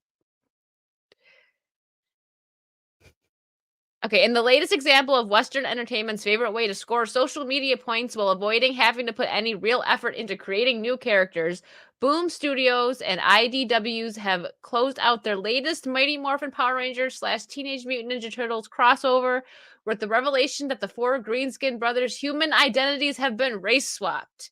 They're black. Mm-hmm. They made the Ninja Turtles black. Picking up 6 months after the conclusion of writer Ryan Parrott and artist Dan Mora's previous Turtle Toki team up, the aptly named Mighty Morphin Power Rangers / Teenage Mutant Ninja Turtles 2 sees the 2 teams reunite to take on the combined forces of both Krang and powered up Rita Repulsa, now going by the moniker Mistress Vile. Well, I kind of like that design a little bit, but Her design it's definitely better than the Robo Rita. Listen, I didn't mind, you guys. I did a review on my channel. I didn't mind the reunion movie that they just did. It was silly. It was campy, It's but aight. it was all right. But the Roto Reba really got me. That was funny. So eventually fighting off the villains' planned invasion of Earth through a combination of new Zords, new transformations, and stellar teamwork, the series' climatic battle eventually ends with the day saved and Rita and Krang locked away within the same kind of containers that once served as the former's moon-based prison. Yeah, I don't mind Rita's new design in this, but why did they make the Ninja Turtles black? I'm confused by that. You're about to see this. Y'all are about to see what they look like in just a minute. As Angel Grove begins to pick up the pieces and rebuild in the aftermath of this latest attack, the 2 teams take a much-needed respite at Ernie's Juice Bar. However, due to being unable to freely traverse the surface thanks to their reptilian appearance, the Turtles arrive to the festivities using holographic image generators to make them appear human, a la Nightcrawler in the X-Men Evolution animated series. In doing so, the 4 are shown voluntarily taking on the guises of 4 black teenagers, replete with their signature masks being replaced with appropriately colored do-rags, save for Raphael, who instead sports his as a bandana. Okay. There you go, guys. There they are. I love how Trey just says LOL. Ninjas. Why is he There it so is. short? Why is Mikey so short? Well, Trey's got do-rag Vince in his profile picture, so he's, he gets it. Why is Mikey so short? He looks like he's 10. I thought this was a joke. No, Mr. Tex. Just like I did last week when we watched the frickin' Pedro Pascal gay thing with Ethan Hawke. I thought it was a joke. I love how Disparu said he DM'd me like, no, it's real. Like while we were live, he's like, here's proof that this is real because the editing was just so bad. But I feel you, Mr. Tex. Yeah, he's the youngest, so I guess I get it. But by how much? 10 and they're not like 16. Like, yes, he's younger, but he's not like. Don't read this, Mando. Don't read it out loud. He said, don't read this, Mando. I had to say it because I was afraid of her saying it out loud on accident. Oh, Trey. He got Mazda with that. I think. Something like that. Oh, no. She's just like, what he said, but I'm not going to say it. It's okay for Trey to say it. Is that Billy? That's Yeah, Billy. That's accurate to how Billy looked in the beginning, because if you remember, they did change his look a tiny bit, but in the first couple episodes he had very like messy, nerdy, long kind of hair. So that's pretty accurate for Billy. Yeah, so another thing that you might not have noticed in the image up here. Guess who is the Pink Ranger? April. That's April. What happened to what happened to Black April? Well, that was just in stupid Seth Rogen's thing. So, you know what I mean? But you're right. Because that's how April's supposed to look. I wanna do an April cosplay. I got it. That's on the list. Do it. I already got the wig. I just gotta get the outfit.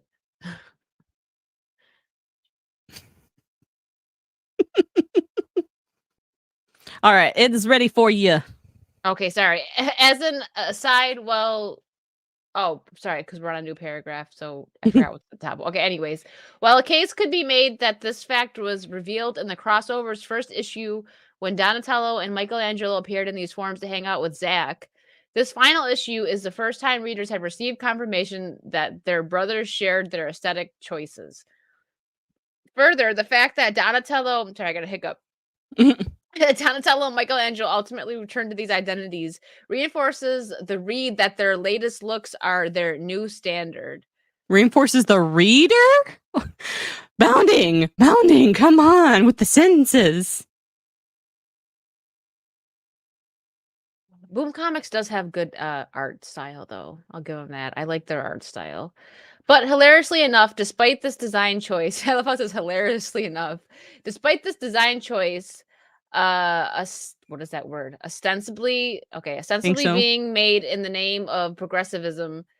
In doing so, both Parrott and Mora have further revealed both how the media is ready and willing to throw any other demographic, and particularly Asians, under the bus in favor of Black representation. According to IDW's own continuity as established in the 5th issue of their core Teenage Mutant Ninja Turtles book, which notably was written in part by franchise co-creator Kevin Eastman, these versions of the turtles are not merely mutated pets, but also the reincarnated sons of the Japanese ninja Hamato Yoshi, known better in his next life as Master Splinter, and his wife Tang Shin. What skin color are they? So they're supposed to be Asian, really. What's up, Morning, Ryan Reaper? How you doing? Right?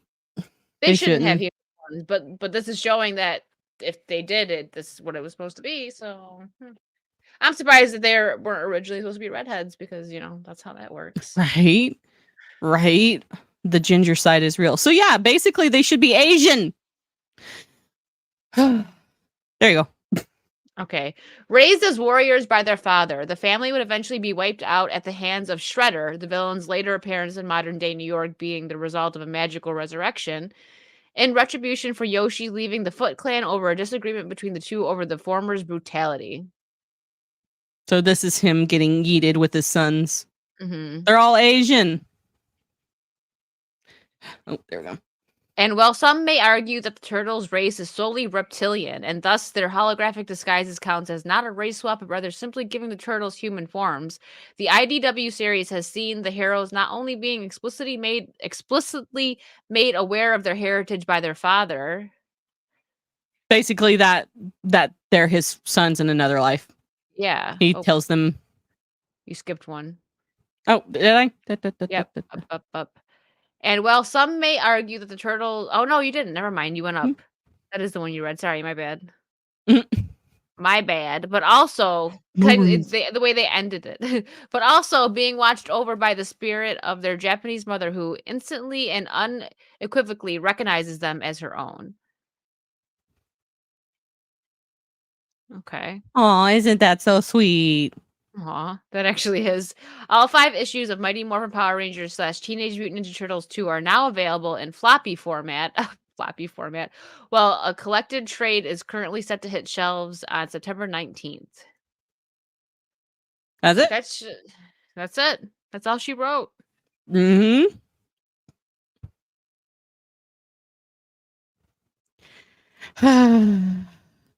Thank you, Herschel. I got it. Thank you.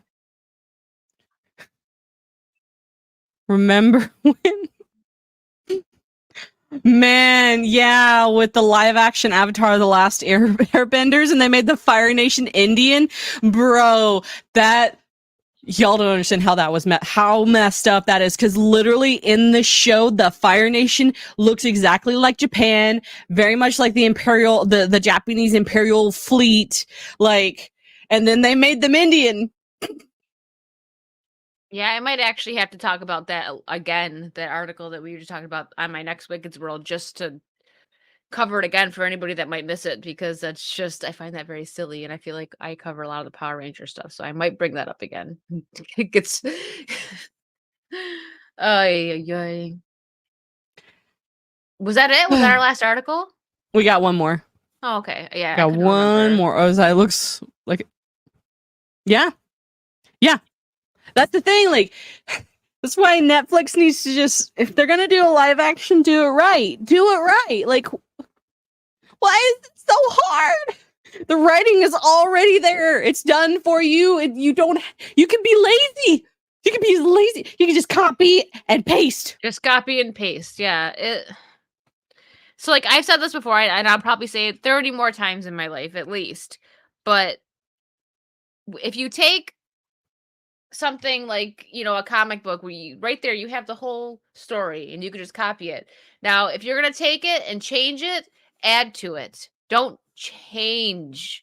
Like, don't straight up change. Like if you're going to add, like, a parent dies, right? And they don't really go into depth of how the parent dies in the comic, and then you're going to adapt it into a movie. Keep everything the same, but if you want to add, like, okay, well, this is what happened to the parent, that's cool. You're adding to the story instead of changing it.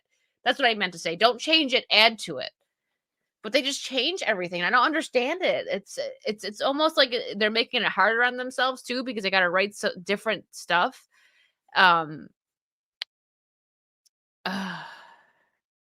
Yeah. Speaking of horrific writing, and all of us are going to claw our eyeballs out at the end of this. Oh, looky, the acolyte. Ha ha ha ha.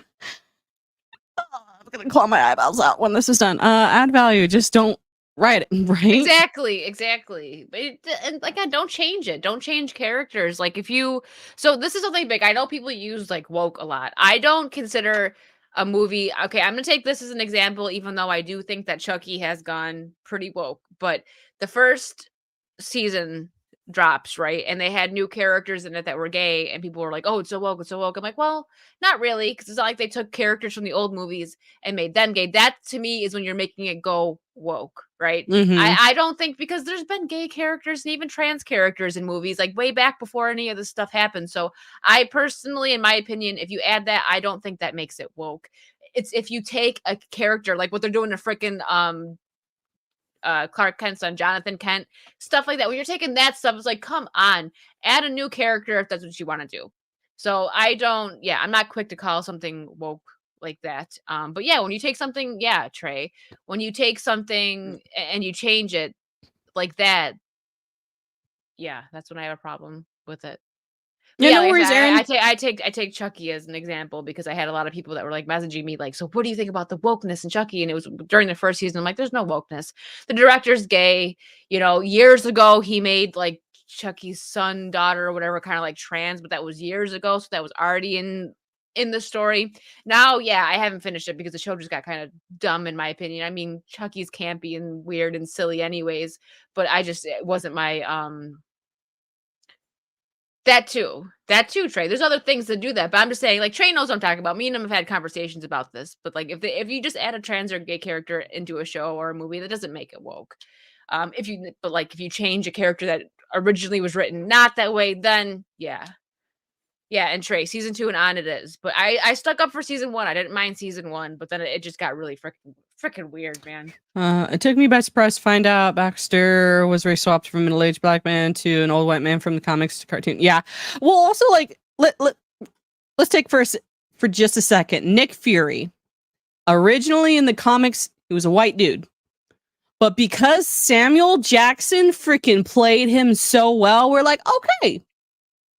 Well, I'm okay with the change. Nobody was mad about it. It was done because of his acting, not because of his skin color. Because he's a good actor. That's the thing. Like, fans are like 80% of fans are okay with changes if it makes sense or if it's better. Mm-hmm. Like, I think Samuel Jackson did Nick Fury better than OG Nick Fury sometimes. Like, if we're being honest. That's a really good point, Ian. Yes. Yeah. Like, I don't know. Let's take for an example, The Little Mermaid. The new Little Mermaid live action. That slaps you. Or right? Snow White. Yeah. Listen, I've said this before too, but I made the joke like, oh, they're gonna make Snow White black. Like, and I'm like, that's obviously, and me at the time, I'm like, that's obviously a joke because she literally has skin white as snow. That's how the story goes. And then they went and did it. And I'm like, okay. All right. I'm not mad. I'm not upset. I find it funny now. It's like sometimes you just gotta laugh at the stuff because they're I don't know. But yeah, I get that. Exactly. Yeah. Like, there are ways, like, I'm sorry that you were mad about it, Tex. You said I was Fine, sad about it. like in the beginning, yeah, I was like, what the heck? Like, bro, I don't really care for it. Or like in Star Wars prequels, we had a black samurai or Jedi. Wow, talking about Splinter and TMNT, I'm like samurais, yes. Which is No, you basically can just what call it that at this point. Disney doesn't stick to anything. They're samurais now. There's no more Jedis. They're Mhm. samurais. I'm kidding. After Don't reading kill this me. article, we're about to find out. Oh no, you're fine. Besides Disney Star Wars, is dead Star Wars, so you're not gonna change my mind. It died when the EU was canceled. Anywho, ever since he broke out as a lovable lunkhead, Jason Mendoza, an existential sitcom, The Good Place. That show was actually pretty good. I watched These all of names. Manny has become a cult audience favorite, and while he was surprisingly absent from Top Gun Maverick, despite officially being part of the cast, he checked in for Bad Times at the El Royale, went a little more dramatic, and Nine Perfect Strangers brought laid-back charm to rom-com I Want You Back, and starring in Netflix darkly surreal brand new Sherry Flavor. Next stop, he's blasting off to Star Wars Galaxy in Leslie Headland's upcoming The Acolyte. They're probably bringing him in because he can bring in the ladies. First Fury, now Mace. It's like Mando thinks black people all look alike. What? No, I don't. They're the same person. The series is set over 100 years before the events of the Skywalker saga. I hate when they say that. It takes place at the tail end of the High Republic era, recently established in a series of novels and comic books. Well, it's a part of the timeline that sees the Jedi thriving with lightsabers everywhere. Word I can't say. Won't one of them? Jacinto won't be one of them. You forgot a word in there. Won't be one of them. I hate when they do that because it makes me feel dumb. But I'm like, no, you are. Who proofread your stuff, dude? Right? Instead, he tells Empire at Star Wars Celebration he's just a regular guy trying to have a good time who gets swept up into the High Republic world and the Jedi, whether he likes it or not. Sounds like Han Solo all over again. Wow, they're copying even more stuff. Are we about to get the Star Wars equivalent of Jason Mendoza, the quanti-essential regular guy trying to have a good time? Han Solo. Han Solo. Bye, Cajun. Have a good day. Bye, Corey. For headline, the series, which she pitched as Frozen meets Kill Bill. Did you just say Frozen meets Kill Bill? I just did. Frozen meets Kill Bill. Kill them all. Kill them all. That's the first thing that came to mind. What the hell? Okay. Finish. What is life? I can't even. Mando's underwater. Sounds like she's underwater.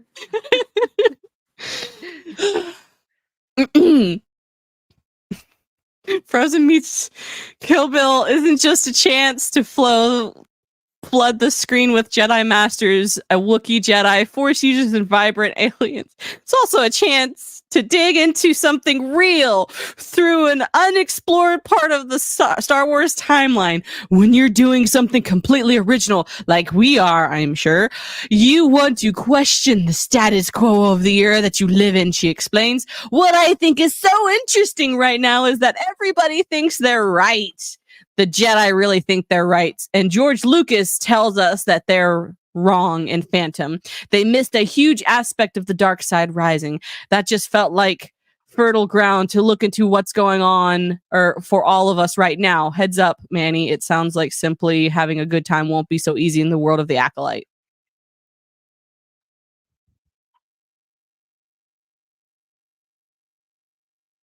I don't even know what to say.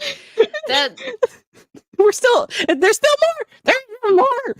But wait, there's more. These two things are not like the other. The upcoming why do I care? Okay, I guess this is part of it. The upcoming Secret Invasion issue of Empire features a massive 20-page Star Wars blowout getting stuck into stuck into the future of the saga with huge new interviews and photo shoots with the galaxy's brightest stars talking to KK. Kath, you all know who she is. Dave Filoni, Rosario Dawson, Tony, Diego, Jude Law, Kenny Stein, Mary Winston, Andy Serkis, blah, blah, blah, blah, and plenty more. From Ahsoka to Andor Season 2 to The Mandalorian, The Acolyte, and the trio of upcoming movies. It's an expansive trip. It's also expensive trip through everything Star Wars has to offer in the coming years. You won't want to miss it. Pick up a copy when it hits the shelves on Thursday, May 11th, or become an Empire member now. That's all of it. Thankfully, it was short. Thankfully, Frozen it was short. Meets Kill Bill.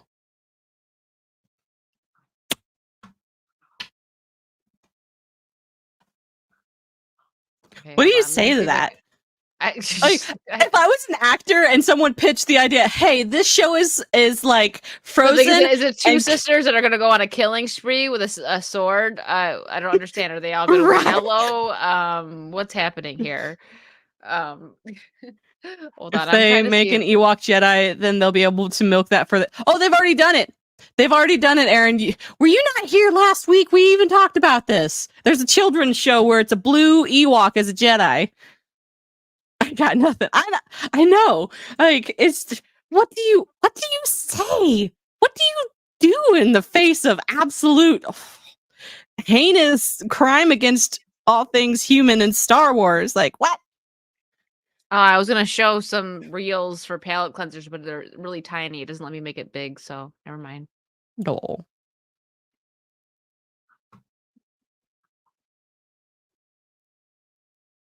Let's see if I can download Here, something real let's fast. see. Let me see. We'll just take a look real quick and see how it looks when I share it. Kill Bill had very, very, very dark themes. Frozen is for kids. I shouldn't have to explain this to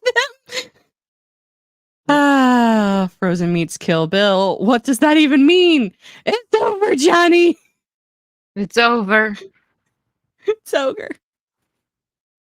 Let's see how it looks. Is that too small? I think it's fine. This is funny. It says bro went back to default settings when he got drunk. You're vegan! I'm vegan! No, he's gay! Oh my god! So stupid. So bro went back to default settings. That made me laugh so hard yesterday. Yes. Yes. Mm-hmm. That was it. Yup, Tara. Something Yep, they- stupid. Palette cleanser. I don't even hold on. I'm gonna try and add something real fast. If I accidentally jump out, that's because it's doing a thing. Let's see. No. It's okay, I got it. I'm professional. Okay, there we go. Thank you, Hokey. My brain hurts! There you go. I didn't know what side. I'm like, what side do I go in to peek through? Yes. The bride kills all the bills by freezing them. That's what a pitch. If I was somebody pitched that to me, I'd be like, explain.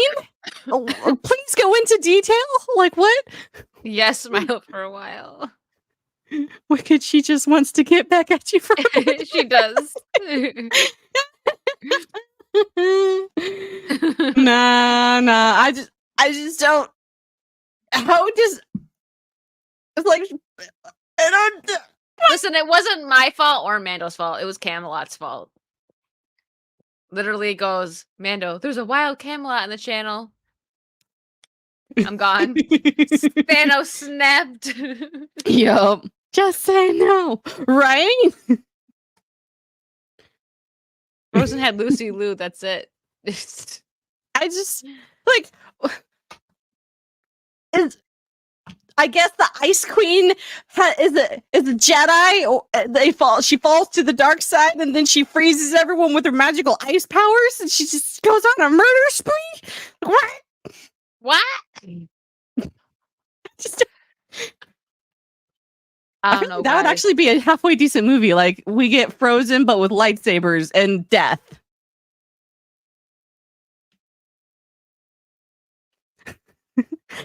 I still don't like know. kill them all, kill them all. Kill them all. Don't want to hear them no more.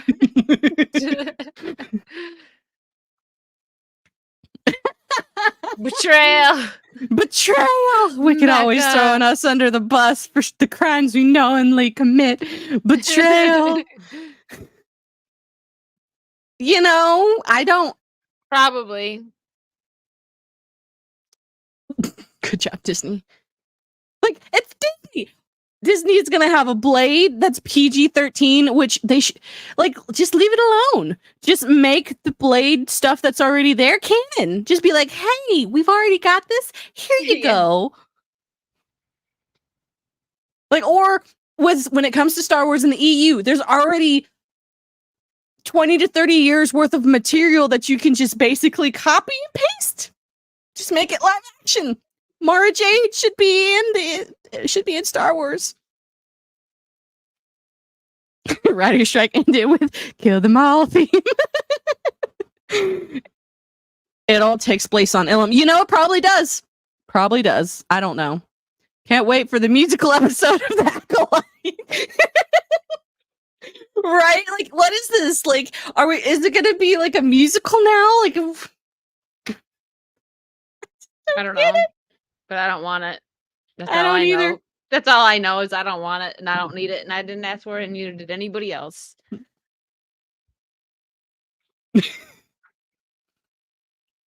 Yep. The Blade movie sounds like Blade is just handing it off to his daughter, so just get Snipes if you. Yeah, A2, my brain hurts too. Mine too. I'm almost like I don't know if I even want to focus on Resident Evil 4 after this. I might just play Dead by Daylight and just call it a night. I'm sorry, I didn't mean to ruin it for you. No, you didn't. You didn't. It's not you. I'm just like, I don't know. I'll decide. Well, we're pretty much that's all we had for you today. What's going on with you, Wicked? That's all she wrote. So I will be on Kick after this stream. I just need about 10-15 minutes to unwind a bit. Then I'll be live on Kick playing something. I'll also be live on Kick tomorrow. Not on Tuesday, but on Wednesday will, because again, I'm only gonna do Twitch twice a month.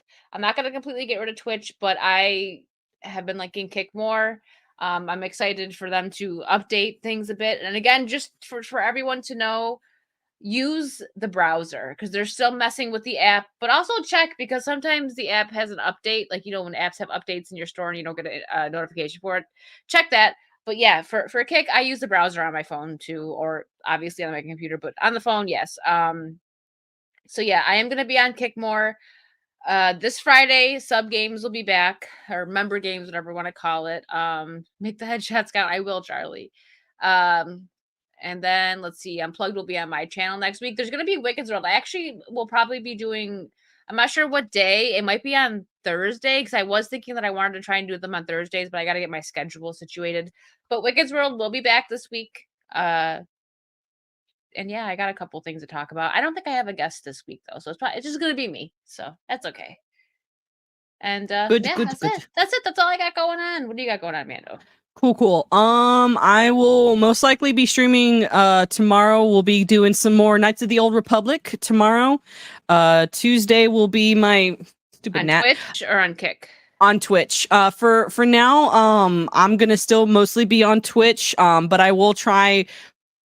It will probably be closer towards end of June that I'll be able to do some more Kick streams, because most of my Wednesdays are usually like I usually have stuff I have to do. But once the Wednesday thing kind of ends towards the end of the summer, I will start doing Kick streams probably on Wednesdays. So yeah, Monday, Tuesday, and then Thursday I'll be doing the Sea of Thieves and taking rum shots because everyone likes to see me take rum shots for some reason. Apparently, I get funnier. I knew. Rum and Sea of Thieves goes together. Wonderfully. Yes. And then Saturday will be Literary Souls. It'll mostly just be me, but don't forget the summer, once a month, it will be Alasia, Smile a While, and then periodically we'll have some special guests coming on and we'll be talking through the Chronicles of Narnia. Our next special guest is a secret, and I'm not going to tell you guys. But you should tune in next month for Literary Souls and just throughout the summer. And then Sundays Unplugged on Wicked's channel. Yes, and I'm sure we'll have a mouthful to talk about because these last couple months, like, geez, the heck. The Ninja Turtles are black guys. What? That's okay. All right. That's how I'm gonna sign off. Ninja Turtles are black. Bye. Well, one more time, we're gonna do both memes, and then we'll sign out because I really like these memes.